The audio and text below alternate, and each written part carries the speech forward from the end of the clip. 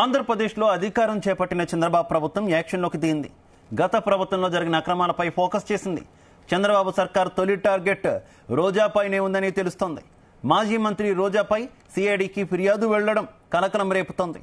జగన్ ప్రభుత్వం ప్రతిష్టాత్మకంగా ఆడుదాం Andhra CM cup పేరిట క్రీడా పోటీలు నిర్వహించింది.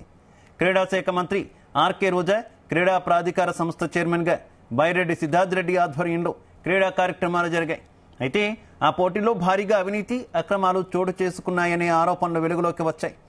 నాసి రకం క్రీడా కిట్లు ఏర్పాట్లు చేసి భారీగా నిధులు కొల్లగొట్టారని ఆ సమయంలోనే విమర్శలు వచ్చాయి. ఇప్పుడు ప్రభుత్వం మారడంతో ఈ విషయంపై సిఐడికి ఫిర్యాదు వెళ్లింది. విజయవాడలో సిఐడి అధికారులను కలిసి ఫిర్యాదు పత్రం అందించారు.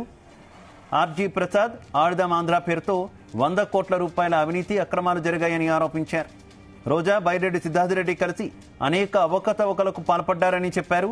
క్రీడా శాఖకు సంబంధించి అన్ని ఫైళ్లను పరిశీలించాలని కోరారు.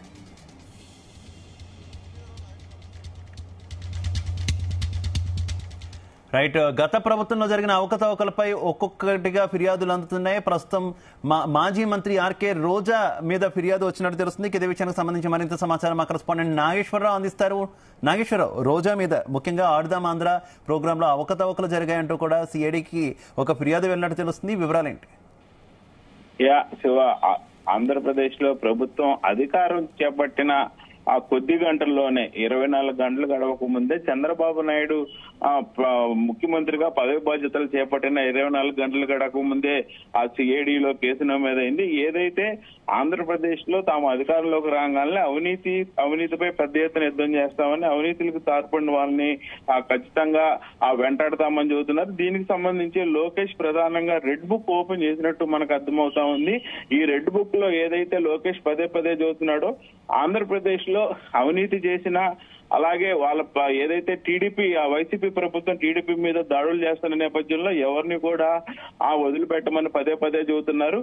ప్రత్యేకంగా సినీ హీరోయిన్ రోజా గురించి మాట్లాడుకుంటే సినీ పరిశ్రమలో పెద్ద స్టారు.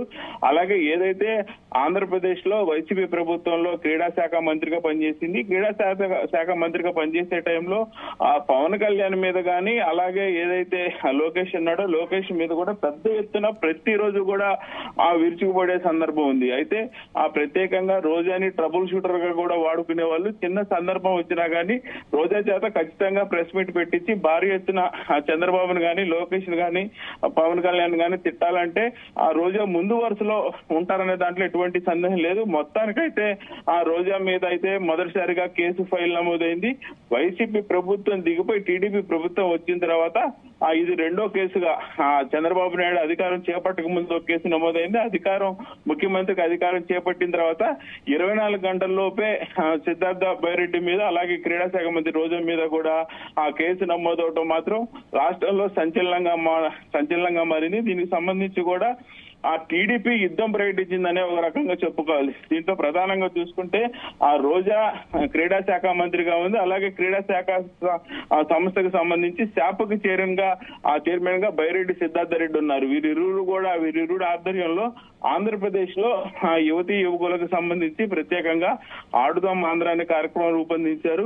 ఈ ఆడుదాం ఆంధ్ర ఆ కార్యక్రమానికి సంబంధించి సీఎం కప్ అని పెట్టారు. ఈ సీఎం కప్ కు సంబంధించి ప్రతి మండలం, ప్రతి మున్సిపాలిటీలో కూడా క్రీడా పోటీలు నిర్వహించారు. రాష్ట్ర వ్యాప్తంగా క్రీడా పోటీలు అన్నిటి కూడా నిర్వహించారు. దీంట్లో badminton, volleyball, cricket, kabaddi, kho kho ఇట్లా అన్ని రకాల గేమ్స్ నిర్వహించారు. ఈ నిర్వహించిన నేపథ్యంలో కూడా క్రీడాకారులకు అవసరమైన కిట్లు కొనుగోలు చేసింది క్రీడా ప్రాధికారిత సంస్థ ఆంధ్రప్రదేశ్. దీనికి మంత్రిగా వ్యవహరిస్తున్న రోజా గాని, బైరెడ్డి సిద్ధార్థ రెడ్డి గాని 100 కోట్ల రూపాయలు వెచ్చించి క్రీడా సామగ్రిని కొన్నారు. అయితే ఇది 100 కోట్ల రూపాయలు కాదంటూ ఆమె మీద సిఐడికి ఫిర్యాదు చేశారు. అయితే ఆ ఫిర్యాదు చేసిన నేపథ్యంలో ఆర్జీ ప్రసాద్ అనే వ్యక్తి ఈ ఆడుదాం ఆంధ్ర పేరుతో అవినీతికి పాల్పడింది వైసీపీ ప్రభుత్వం. దీంట్లో క్రీడా శాఖ మంత్రి ఎవరైతే ఉన్నారో రోజా దీంట్లో ప్రథమంగా పాలు పంచుకొని ఆ క్రీడా ప్రాధికార సంస్థ ద్వారా కూడా గోల్మాల్ చేసింది. 100 కోట్ల రూపాయలని సిఐడికి ఫిర్యాదు చేశారు. ఈ సిఐడికి ఫిర్యాదు చేసిన నేపథ్యంలో కూడా సిఐడి కేసు నమోదు చేసింది. అప్పటి క్రీడా శాఖ మంత్రి సినీ హీరోయిన్ రోజా మీద, అలాగే శాపు చైర్మన్ బైరెడ్డి సిద్ధార్థ రెడ్డి మీద, ఇరువురి మీద కూడా కేసు ఫైల్ చేయడంతో ఒక్కసారిగా సంచలనం నమోదైంది.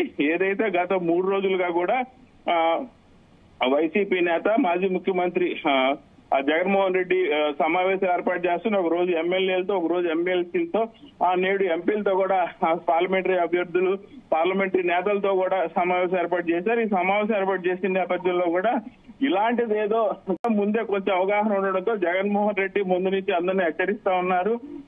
అనుకున్న తడువే ఆ రోజా మీద కేసు ఫైల్ అవడంతో ఒక్కసారిగా టీడీపీకి సంబంధించి కూడా ఎవరు ప్రతి ఒక్క అంశాన్ని ఇంకా వదిలిపెట్టే ప్రసక్తి లేనట్టుగా కనపడుతుంది.